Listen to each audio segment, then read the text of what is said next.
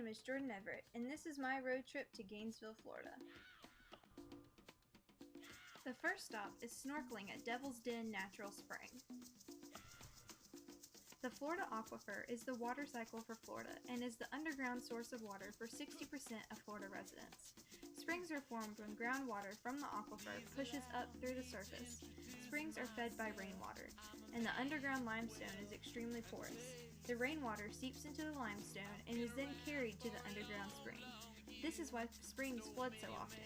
During the summer, it rains almost every day in Florida, and much of that rainwater ends up in the springs. The aquifer is closest to the surface in north-central Florida, which is where the highest concentrations of springs in Florida are located. The high concentration of springs in Florida compared to any other state is also due to the underlying limestone. Limestone is a sedimentary rock made from calcium carbonate. It contains so many fossils because it is made of the skeletons of marine organisms such as corals, sponges, and mollusks. The Ocala Uplift is a geologic feature in the armpit of Florida that runs west of I-75. It is characterized by high rolling hills and caves. This area has been eroded over time, exposing the limestone bedrock underneath. This is how underground caves are exposed to the surface. This is also a recharge area for the underground Florida aquifer. Karst is a landscape formed by eroding limestone leading to caves, sinkholes, and springs. Here are my results from the water quality test that I did on water collected from Devil's Den Natural Spring. The salinity is 0.5 parts per million when the temperature was 21 degrees Celsius. This makes a lot of sense because this is a freshwater spring and a salinity is the measurement of the amount of salt. My dissolved oxygen was 8 parts per million. This is probably due to the fact that when I bottled the water and brought it back, it was in the car, so it shook up, so that changes the amount of dissolved oxygen. So that's probably not as accurate as the rest of the measurements. Conductivity was 388 micro at temperature 21 degrees Celsius. pH is 7.5, which is really good because the pH is measured from 0 to 14, and so right in the middle would be a pH of 7, which would mean it's not basic or acidic, and an ideal pH is between 6 and 8. So this is almost right in the middle, 7.5. Phosphate, ammonia, nitrate, and nitrite were all 0, which makes a lot of sense because that's the ideal measurements for all of those in fresh water. Next stop is the butterfly rainforest at the Florida Museum of Natural History. While the disappearance of bees often makes news headlines, the disappearance of another pollinator is also cause for concern. Butterflies have been disappearing all over Florida. They do not get noticed as much because butterflies migrate and sometimes disappear in one place just to show up sometime later in another. Recently, however, several species of butterfly have been confirmed endangered and even extinct. The Rockland grass skipper hasn't been seen since 1999, and the Zestos skipper hasn't been seen since 2004. Since neither of these species has shown up anywhere else, it has recently been determined that they are extinct. Endangered species include the ebony and ivory-colored Scala swallowtail, the Miami blue, the silvery Bartram's hairstreak, and the Florida leafwing. The decline of butterflies has several causes. One is invasive species, such as the green iguana. The green iguana eats plants and the butterfly larvae on them. Human development has taken away much of the natural habitat of butterflies, also causing a decline in their population size. This can be helped to some extent by encouraging residents to plant local fauna in their yards and creating protected areas where pesticides aren't allowed to be sprayed. Pesticide usage is commonly thought to have the largest impact on the disappearance of butterflies. Many of these pesticides are intended to keep down mosquito population size to decrease the spread of some diseases. They are also considered a nuisance by many people.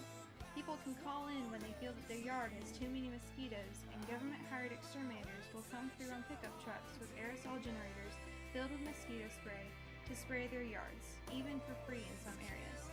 Planes fly over farms and spray pesticides that get caught in the wind and water and moved around to more than just the farms. This is a huge huge impact because the pesticides affect many more species than just annoying mosquitoes or insects that eat crops. It also decreases the population of helpful pollinators such as bees and butterflies. Butterflies live from only a few days to a few weeks depending on the species, so pesticides can impact their population size quickly. Studies are currently being conducted in labs to determine how strong the effect of pesticide is on butterfly populations. One study showed that the butterfly family Lycinidae is the greatest risk with common pesticide, and family Esperidae is the lowest risk. Other studies are being conducted, and researchers hope to move on to field studies soon. Last but not least is a walkthrough of the Florida Museum of Natural History.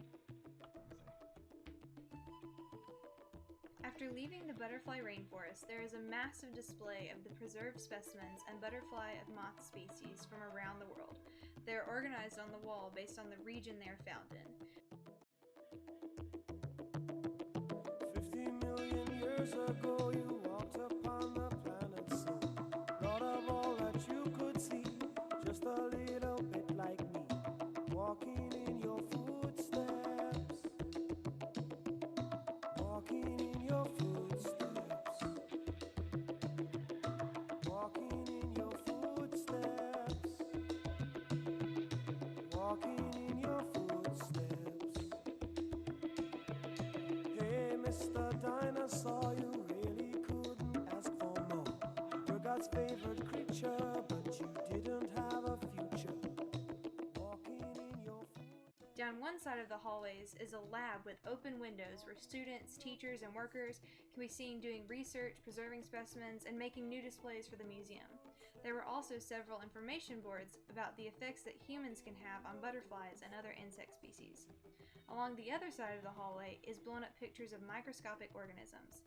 The plaques next to each picture gave the name and organism in the picture and a short paragraph on how the organisms are affected by global warming. This is one of the first displays that people see when they first walk into the museum. It is a fossil of an American mastodon from the Pleistocene era. This and several other fossils in the museum were recovered from the Asilla River in Florida. Next, there was a display about the rivers of Florida, including an adorable stuffed river otter. The display also included the sounds of common songbirds found near the rivers of Florida. This is a display of a huge pitcher plant. This was in the area talking about all the carnivorous plants to be found in Florida. To get to the next area, I had to walk through a display about Florida caves that are full of stalactites and stalagmites. Stalactites are found on the top of caves, hanging down, while stalagmites are on the bottom, growing upward. Coming out of the cave opened up into a display about the forest floor of Florida forests. There were stuffed animals such as raccoons, owls, armadillos, bobcats, bats, and even other insects under dead logs.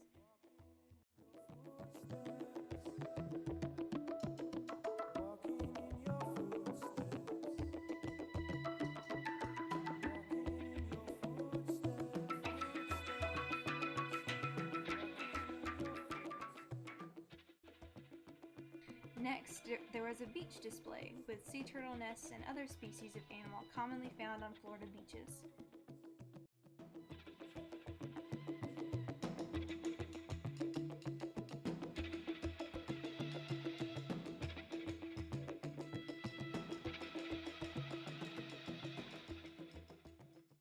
There were also specimen jars of species that researchers have collected over the years. The next and largest exhibit was about the fossils found throughout Florida and the different eras that the organisms existed in. Here are some creatures such as a sand tiger shark, an extinct sawfish, and a manatee. There were also these cool globes around the room showing how the world looked during each time period. The dark blue is the ocean. The light blue is where land is now, and the gold is where land was at that time. Florida was ocean for most of the time zones, leading to many of the aquatic creatures shown in the display. This is a terrifying large ground sloth and is completely herbivorous. Thankfully, it is now extinct, along with most of the animals in the display. This is an awesome bear. Bears today are considered carnivorous, eating mostly meat, but this bear was primarily herbivorous. This is a manatee. It is not extinct, but it is critically endangered. walking in your footsteps.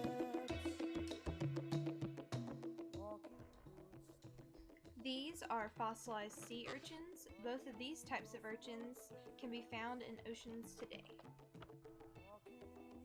Here are some more fossils of other sea creatures, such as a crocodile and a conch. This is a rhinoceros that lived in Florida 5 million years ago. This is a giant jaguar that used to live in Florida.